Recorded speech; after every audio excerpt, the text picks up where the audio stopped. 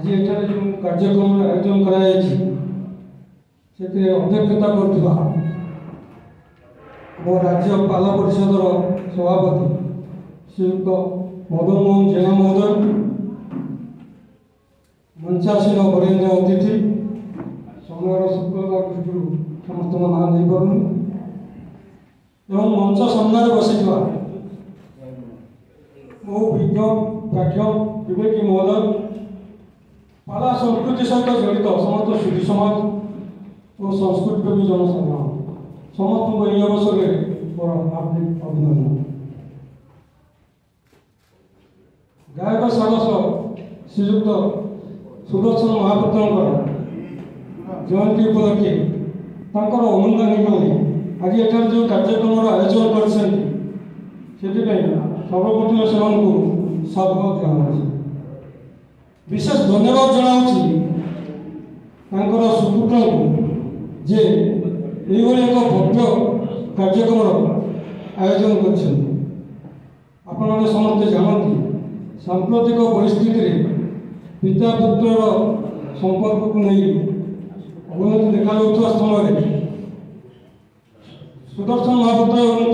पुत्र मान संपर्क तार एक विरल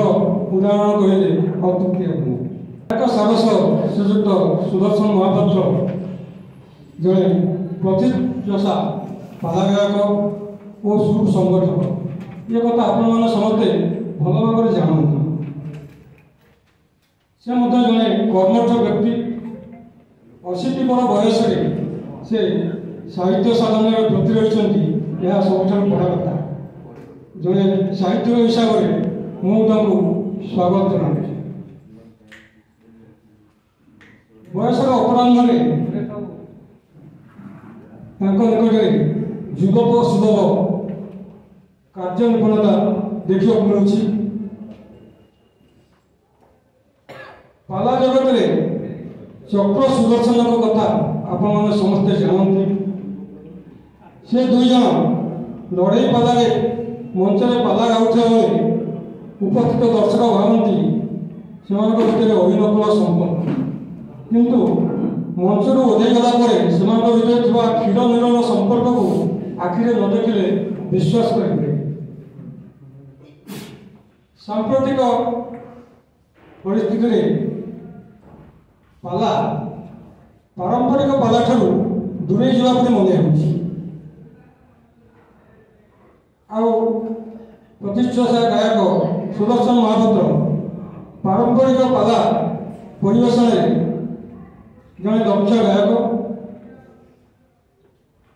तबे ये जो पाला पारंपरिक पाला ठार दूरे तार कारण केवल पाला कलाकार नहीं पालार दर्शक सम परिमाण गाए 70 दशक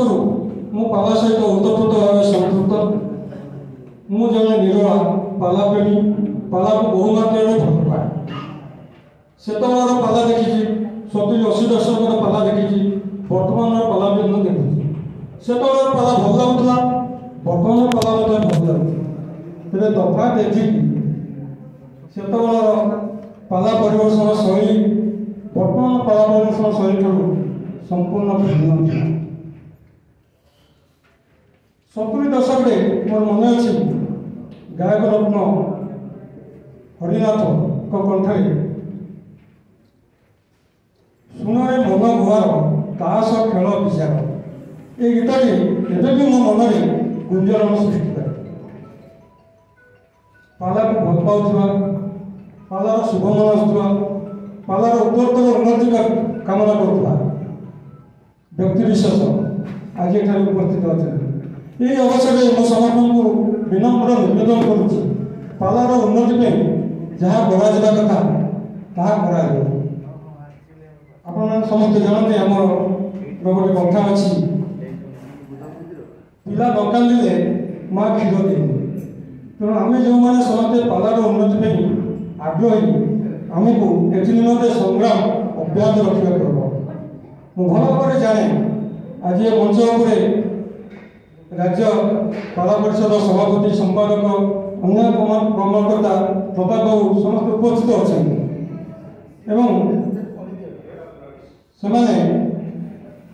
पालार उन्नति